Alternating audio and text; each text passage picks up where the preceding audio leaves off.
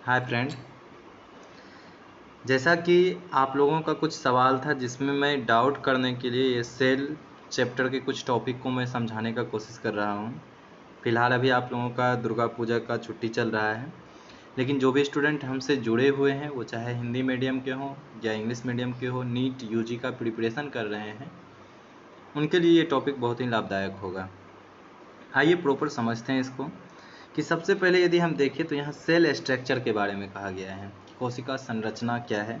Cell structure को हम आपके सामने दो पार्ट में डिवाइड कर दिए हैं। दो पार्ट यदि देखें तो सबसे पहला आ जाता है हमारा कोशिका आवरण कि यदि देखें तो इन्वेलप कि सेल किस तरह से बना हुआ है, उसका इन्वेलप क्या है, जिसमें तीन टॉपिक को हम लोगों को पढ़ना रहता है। सेल वाल, दूसरा हो जाता है ग्लाइकोकेलिक्स, उसके बाद फिर आ जाता है हमारा सेल मेम्ब्रेन।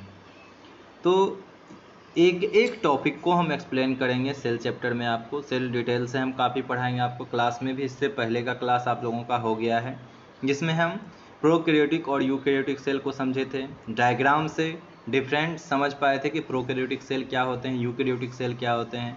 यूकैरियोटिक सेल में हम लोगों ने एनिमल सेल और प्लांट सेल के बीच भी डिफरेंस को समझा था। यहाँ प्रॉपर यदि हम देखें तो आपको सबसे पहला आ जाता है सेल मेम्ब्रेन, सेल वाल, जिसको कि हम कोशिका भित्ति बोलेंगे। यहाँ आ जाता है आपका सेल मेम्ब्रेन। तो सेल वाल किस में प्रेजेंट रहेंगे तो प्लांट सेल में प्रेजेंट रहते हैं। उसके बाद ग्लाइकोकेलिक्स की बात करें तो ये सारे के सारे किस में रहेंगे, बैक्टीरिया एज लाइक, बैक्टीरिया में आपको मिल जाएंगे सेल वाल। आगे यदि देखें तो कवक में भी, फंगी में भी पाए जाते हैं। ऐसे फंगी का यदि आपसे सेल वाल पूछा जाए तो काइटिन याद रखना है। यहाँ आपका आ जाता है कोशिका कला, जिसे हम सेल मेम्ब्रेन बोलेंगे। सेल मेम्ब्रेन किस में प्रेजेंट रहते हैं तो ये both plant cell and animal cell. तो यहाँ यदि आवरण की बात करें तो ये तीन चीज़ों से मिलके सेल का आवरण बना हुआ रहता है, जिसमें हम लोग किसको पढ़ते हैं, कोशिका भित्ति, ग्लाइकोकेलिक्स, कोशिका कला। आइए अब हम लोग जीव द्रव्य को समझते हैं। जीव द्रव्य को क्या कहते हैं, प्रोटोप्लाज्म। बहुत बेसिक है, यहाँ हमको समझना है कि जीव द्रव्य को दो भागों में बांटा गया है, केंद्रक द्रव्य और फिर केंद्रक। कि प्रोटोप्लाज्म को बांटा गया है साइटोप्लाज्म और न्यूक्लियस में। मैथमेटिकल फार्मूला के थ्रू भी हम इसको याद इस तरह से कर सकते हैं कि प्रोटोप्लाज्म क्या करते हैं, किससे मिलके बने हुए हैं, साइटोप्लाज्म प्लस न्यूक्लियस, दोनों मिलके बनाए हुए हैं। कि जीव द्रव्य बराबर कोशिका द्रव्य प्लस केंद्रक। कि कोशिका द्रव्य क्या होते हैं, मान लिए ये कोई जो है आपके सामने सेल को बनाते हैं, ये अंदर में न्यूक्लियस हो गए। तो न्यूक्लियस और जो बाहरी इसका कोशिका कला है, सेल मेम्ब्रेन है, इनके बीच के जो द्रवित पात होते हैं, लिक्विड फॉर्म, इसी को हम लोग कोशिका द्रव्य बोलेंगे। कंप्लीट रूप से उसमें न्यूक्लियस भी आ जाता है। जीव द्रव्य यदि पूछा गया है, प्रोटोप्लाज्म यदि आपको पूछा गया है तो साइटोप्लाज्म और न्यूक्लियस बोथ दोनों आ जाते हैं उनके अंदर। लेकिन यदि सिर्फ और सिर्फ आपसे साइटोप्लाज्म पूछा गया हो तो आप क्या कर सकते हैं, प्रोटोप्लाज्म में माइनस कर दीजिएगा किसका, तो न्यूक्लियस का। तो आप बता सकते हैं यही आपका क्या निकल के आ गया, साइटोप्लाज्म। समझ पाए इस चीज़ को, एकदम छोटा सा डिफरेंस है। डिफरेंस ये है, हम एक बार और आपको समझाने की कोशिश करते हैं कि सिंपल यदि प्रॉपर हम देखें तो मान लिए कि ये एक सेल है, सेल मेम्ब्रेन। सेल मेम्ब्रेन के अंदर न्यूक्लियस है, तो कंप्लीट इसको क्या बोलेंगे, इसको प्रोटोप्लाज्म के नाम से हम लोग जानेंगे। बट यदि आपको साइटोप्लाज्म पूछा गया तो साइटोप्लाज्म क्या हो जाएगा, इसके अंदर का जो लिक्विड फॉर्म न्यूक्लियस और सेल मेम्ब्रेन के बीच में जो भरा पड़ा है, इसी को हम लोग किस नाम से जानेंगे, इसी को हम लोग साइटोप्लाज्म के नाम से जानेंगे। प्रोटोप्लाज्म, साइटोप्लाज्म में क्या हो जाते हैं, प्रोटोप्लाज्म में साइटोप्लाज्म प्लस न्यूक्लियस दोनों आते हैं। लेकिन यदि साइटोप्लाज्म पूछा गया है, कोशिका द्रव्य पूछा गया है, तो सिर्फ और सिर्फ क्या आएंगे कि ये प्रोटोप्लाज्म में हम केंद्रक को माइनस कर देंगे, केंद्रक को नहीं जोड़ा जाएगा। केंद्रक कला और फिर कोशिका कला के बीच में जो लिक्विड पाए जाते हैं उसे ही हम लोग साइटोप्लाज्म के नाम से जानेंगे। तो आशा और उम्मीद है आपका डाउट क्लियर होगा। आगे चले तो आगे फिर कोशिका द्रव्य को क्या किया गया है, इनको यदि देखें तो दो भागों में बांटा जाएगा। केंद्रक हम लोग सेपरेट पढ़ेंगे, डिटेल से, काफ़ी डिटेल से केंद्रक को पढ़ेंगे। लेकिन यहाँ यदि देखें तो आपका आ जाता है कोशिका द्रव्य को दो भागों में बांटा गया है, साइटोसोल और दूसरा ट्रेफोप्लाज्म। यदि हम साइटोसोल की बात करें तो इसे हेलोप्लाज्म के नाम से भी जाना जाता है, जो साइटोप्लाज्मिक मैट्रिक्स होते हैं, जिसमें इन्हें सेलेक्टिवली परमिएबल मेम्ब्रेन के फॉर्म में हम लोग पढ़ते हैं कि जो सेल मेम्ब्रेन होते हैं वो सिलेक्टेड चीज़ों को अंदर आने देते हैं, अंदर से बाहर जाने देते हैं। तो जो भी लिक्विड फॉर्म मैट्रिक्स होते हैं उनको ये अंदर आने देते हैं, अंदर से बाहर जाने देते हैं, और बाकी इसका कोई ऐसा भी डिटेल से वर्क नहीं होता है। बट यदि हम ट्रेफोप्लाज्म की बात करें तो ट्रेफोप्लाज्म को दो भागों में बांटा गया है। पहला सेल ऑर्गेनिल्स, जिसे कोशिकांग बोलेंगे, कि कोशिका के जो अंग होते हैं जो हमें इलेक्ट्रॉनिक माइक्रोस्कोप में दिखाई देते हैं, जिसका डिस्कवर नॉल और रस्का साहब ने किए थे। तो इलेक्ट्रॉनिक माइक्रोस्कोप में हम देखेंगे तो कोशिका के भी अंदर छोटे छोटे अंग नजर आते हैं, जिसे कोशिकांग कहते हैं या सेल ऑर्गेनिल्स के नाम से हम लोग जानेंगे। आगे यदि देखें तो यहाँ आ जाता है अंतर्वृष्ट पिंड। अंतर्वृष्ट पिंड की बात करें तो नॉन लिविंग सेल में यदि हम देखें तो नॉन लिविंग सेल में आपके बहुत सारे फूड मटेरियल संचित होते हैं, कार्बोहाइड्रेट, प्रोटीन, फैट इस फॉर्म में रहते हैं। फिर कुछ एक्सक्रेटरी मटेरियल उत्सर्जी पदार्थ में जैसे हो जाते हैं आपके गम, लेटेक्स। बहुत प्लांट आप ऐसे देखे होंगे जिससे कि लट्ठा, गम वगैरह बाहर निकलते रहते हैं, एज लाइक सजमन का प्लांट आप जरूर देखे होंगे। उससे जो होते हैं मतलब लट्ठा बाहर निकलते हैं। कुछ लेटेक्स जैसे कुछ प्लांट ऐसे तोड़ते हैं जिससे कि दूध बाहर निकलना शुरू हो जाते हैं, तो उस फॉर्म में लेटेक्स हम लोग कहते हैं। कि ऐसे सारे प्लांट जो होते हैं, उत्सर्जी पदार्थ जो होते हैं, वो किससे निकलते हैं, तो वो आपके अंतर्वृष्ट पिंड, जिसे नॉन लिविंग सेल बोलेंगे। ऑर्गेनिल्स में नीट में क्वेश्चन भरा पड़ा आपका रहता है कि ऑर्गेनिल्स से प्रीवियस ईयर नीट का क्वेश्चन बैंक भी हम सॉल्व करवाए थे, तो उसमें हम बताए हुए थे आपको। सबसे पहले आ जाता है दोहरी कलायुक्त कोशिकांग। यदि हम दोहरी कलायुक्त कोशिकांग को समझे तो डबल मेम्ब्रेन बाउंड्री, ये देखें तो ऑर्गेनिल्स में आपके क्या क्या आ जाते हैं, मात्र दो है। एकदम रट लीजिए इसको कि दो आपके एग्जाम में पूछेगा कि जो मतलब क्या हुआ यहाँ, डबल कलायुक्त कोशिकांग यानी डबल मेम्ब्रेन, कि जो भी कोशिकांग होंगे उनके ऊपर क्या होगा, डबल मेम्ब्रेन होगा, कि ये दो लेयर में होंगे। As like plastid. प्लास्टिड भी तीन तरह के होते हैं, ल्यूकोप्लास्ट, क्रोमोप्लास्ट, क्लोरोप्लास्ट।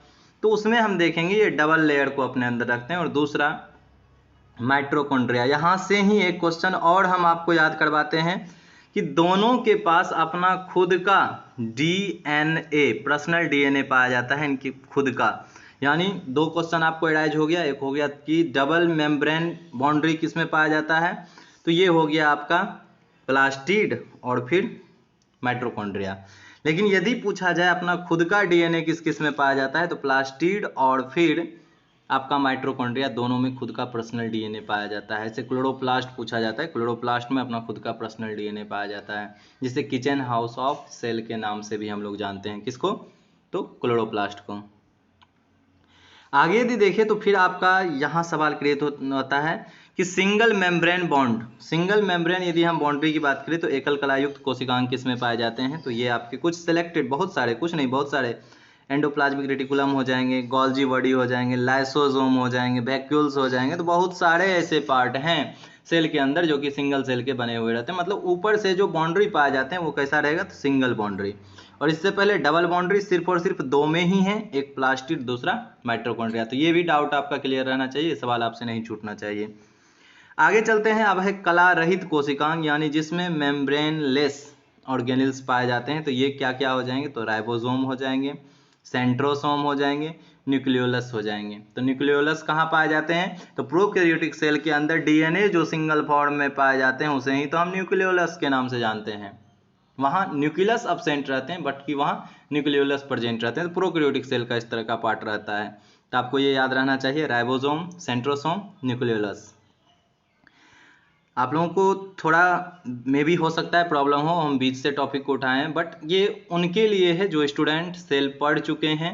तो उनका रिवीजन के लिए एक क्विक सेशन हम दिए हुए हैं कि कुछ डाउट करके सवाल था जिसको कि हम क्लियर करने के लिए इस टॉपिक को आपके सामने दिए हुए हैं। तो आप एक रिवीजन के तौर पर भी देख सकते हैं, और बहुत सारे इससे सवाल आपको एग्जाम में नीट में क्रिएट होंगे। आगे यदि देखें तो कोशिका आवरण। कोशिका आवरण को यदि हम समझे तो ये सबसे पहले जो ग्राफ हैं, आप लोग अपने नोटबुक में ये ग्राफ को यहाँ तक श्योर बना लीजिएगा कि इस ग्राफ से आपको क्वेश्चन फंसेंगे। कि ग्राफ में यदि देखें तो ग्राफ में क्या रहा है आपका, कि सेल स्ट्रक्चर जो है इनको दो भागों में बांटे हुए हैं। पहला सेल इन्वेलप, दूसरा प्रोटोप्लाज्म। तो सेल इन्वेलप को 3 पार्टों में बांटे हुए हैं। पहला आ जाता है सेल वॉल, ग्लाइकोकैलिक्स और फिर सेल मेम्ब्रेन। तो अभी हम प्रॉपर जो होते हैं सेल आवरण को आपको समझाने जा रहे हैं, एक एक टॉपिक करके हम लोग आगे बढ़ेंगे। तो अभी फिलहाल हम इसको पहले समझते हैं, फिर से हम प्रोटोप्लाज्म में आएंगे। प्रोटोप्लाज्म में देखेंगे क्या क्या उसमें, साइटोप्लाज्म क्या है, न्यूक्लियस क्या है, न्यूक्लियस को सेपरेट पढ़ेंगे। साइटोप्लाज्म आप समझ लिए कि न्यूक्लियस और सेल मेम्ब्रेन के बीच में जो पाए जाते हैं उसे साइटोप्लाज्म बोलेंगे।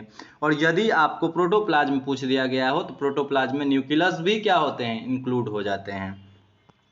आगे यदि देखें तो फिर आ जाता है आपको कोशिका द्रव्य साइटोप्लाज्म। साइटोप्लाज्म को भी 2 भागों में बांटा गया है, साइटोसोल, उसके बाद ट्रेफोप्लाज्म। ट्रेफोप्लाज्म, साइटोसोम क्या करते हैं, तो ये सिर्फ मटेरियल को अपने अंदर आने जाने देते हैं, बाकी इसका कोई काम नहीं रहता है, वाटर फॉर्म में ये रहते हैं, लिक्विड फॉर्म में।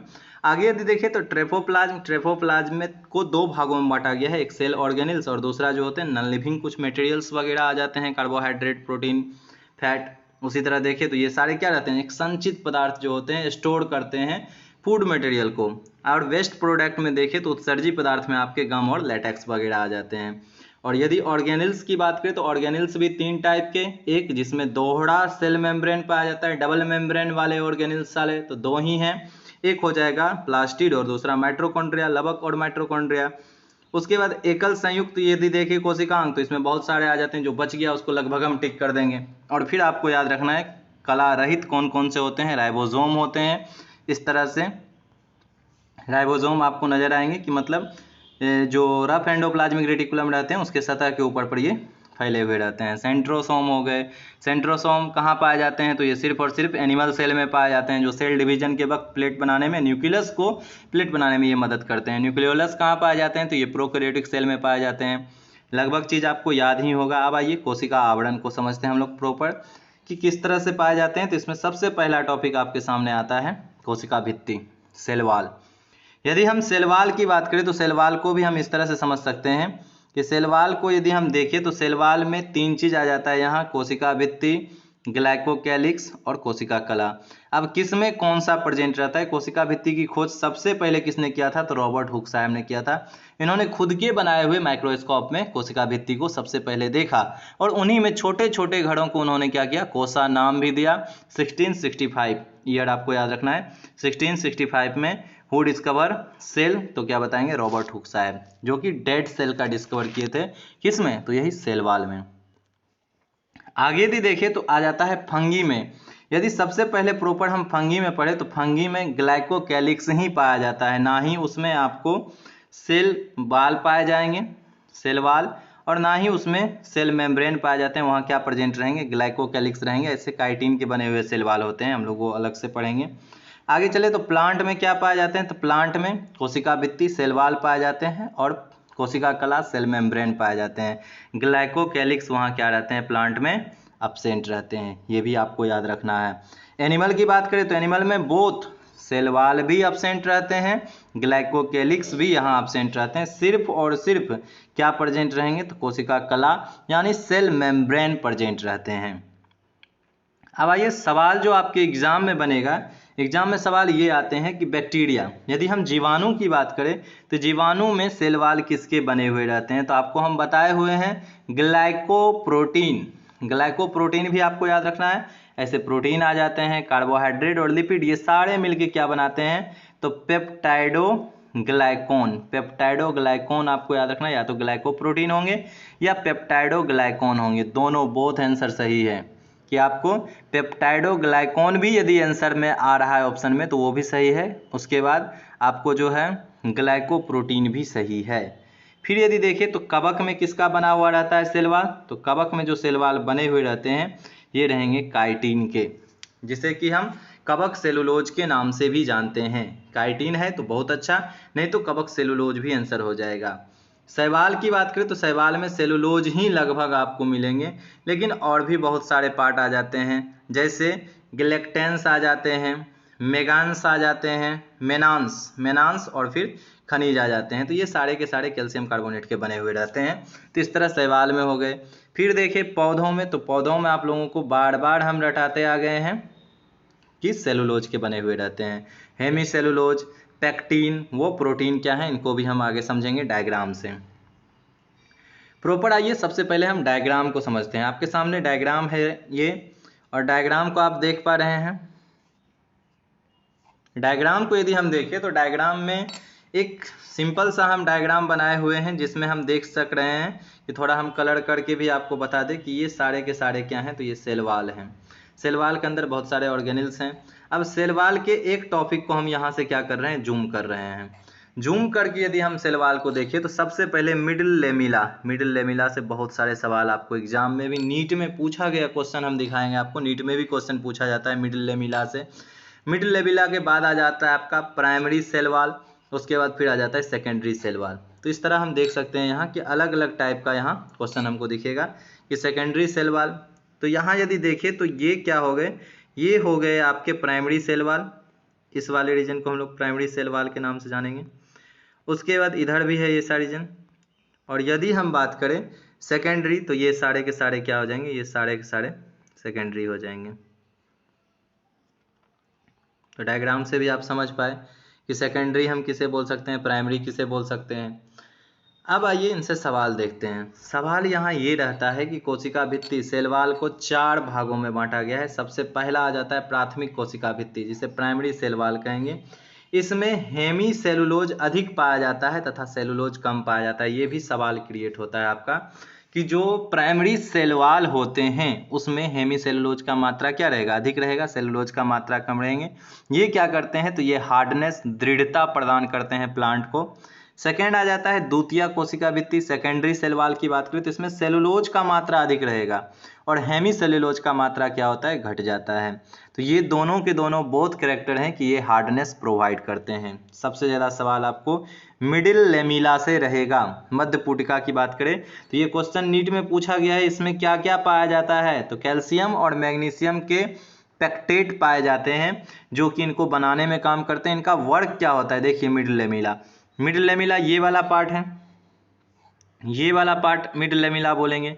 ये क्या करते हैं, इंटरेक्ट करते हैं, एक दूसरे को जोड़ने में काम करते हैं कि कोई भी मटेरियल यहाँ से यहाँ ये क्या कर सकते हैं, ट्रांसफ़र कर सकते हैं।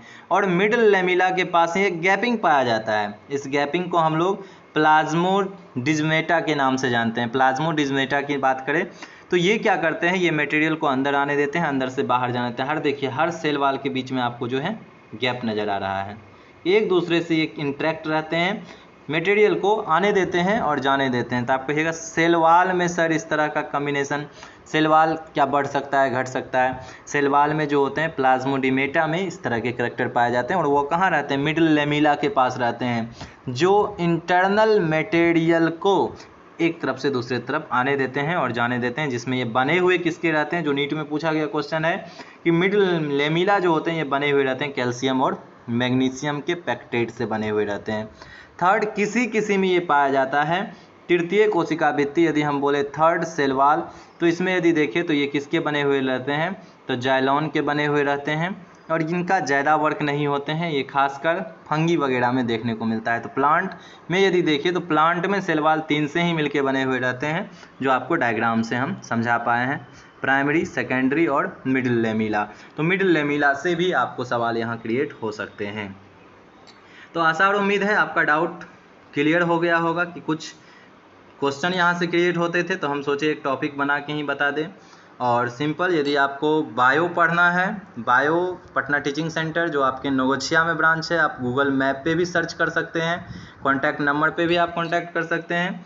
और कुछ स्टूडेंट का ये भी सवाल था, हमको तो खुद सोच के मतलब एक तरह से हंसी लगता है कि कुछ लोगों का ये कहना था कि जब मतलब मोर और फिर मोरनी के बीच कॉपुलेशन किस तरह के होते हैं। तो जैसे गांव सब में नहीं होता है, चाय की दुकान सब पे कहानी सुनाया जाता है। कैसा बताया जाता था कि कॉपुलेशन के वक्त मोर रोता है और मोर के आँख का आंसू जो है ना मोरनी पीती है और पीने के बाद मोरनी गर्भवती हो जाती है। अजीब तरह का ये कहानी हमको भी सुन के थोड़ा लगा कि ऐसा कैसे हो सकता है। बट मोर का यदि देखें तो सबसे कम टाइम में कॉपुलेशन पीरियड मोर का ही पाया जाता है। सेकंड में 2 से 3 सेकंड का मात्र कॉपुलेशन होता है। कोई देखता है, कोई देख भी नहीं पाता है। इस पर रिसर्च हुआ, रिसर्च होने के बाद ये सामने आया कि सबसे कम टाइम का कॉपुलेशन किसका। कॉपुलेशन को हम लोग मैथुन की क्रिया बोलते हैं, जिसमें मेल रिप्रोडक्टिव पार्ट और फीमेल रिप्रोडक्टिव पार्ट दोनों मिलते हैं। तो इस तरह से भी याद कर सकते हैं आप, कॉपुलेशन कर कर के देश का पॉपुलेशन बढ़ा दिया है। तो कॉपुलेशन वर्ड जो होते हैं सबसे कम टाइम का कॉपुलेशन जो होते हैं मोर में ही पाए जाते हैं, और सबसे अधिक पीरियड में यदि देखें तो अभी तक का जैसे रिकॉर्ड है आपका आ जाता है कॉकरोच का। कॉकरोच 24 आवर्स से 48 आवर्स तक, 24 से 48 घंटे तक वो कॉपुलेशन करते हैं। तो ये कॉकरोच का रहता है। कॉकरोच का भी रिप्रोडक्शन आपको 11th में हम पढ़ाएंगे, जो आपके नीट यूजी के सिलेबस में है। तो मोर में छोटा सा ये थोड़ा सा गाँव आए तो इस तरह का सवाल मेरे सामने आया आंसू वाला, तो इस पे थोड़ा हम देखे और देखने के बाद आप लोगों से शेयर किए कि आप लोग नीट यूजी की स्टूडेंट है तो इस चीज़ को जान पाइए। सबसे कम टाइम का जो रिप्रोडक्शन पाया जाता है, कॉपुलेशन पीरियड पाया जाता है, मोर में पाया जाता है। और मोर में यदि हम देखें तो जो पंख फैला के डांस करते हैं वो मेल होते हैं, और वो डांस इसीलिए करते हैं कि फीमेल को अपनी ओर अट्रैक्ट कर सके, और जब फीमेल अट्रैक्ट होती है तो वो कॉपुलेशन करते हैं। और उनके पंखों में जो रंग तरह तरह के होते हैं वो जो होते हैं वहाँ एक कैरोटीन पिगमेंट पाया जाता है, जिसके कारण वो कलर प्रोवाइड करते हैं। दूर से ही मोर का पंख चमकना शुरू कर देता है तो बहुत अच्छा लगता है। वो बारिश के समय में लगभग डांस करते हुए मिलेंगे। तो डांस कौन करते हैं? मेल। ये भी आप याद रखिएगा। Thanks for watching video. आगे भी आप जुड़े रहे। कोई डाउट हो तो मेरा व्हाट्सअप नंबर भी यही है, आप मेरे व्हाट्सअप नंबर पे सवाल भेज सकते हैं। मैं ज़रूर टाइम मिलने पर उसका सॉल्यूशन करूँगा। थैंक्स।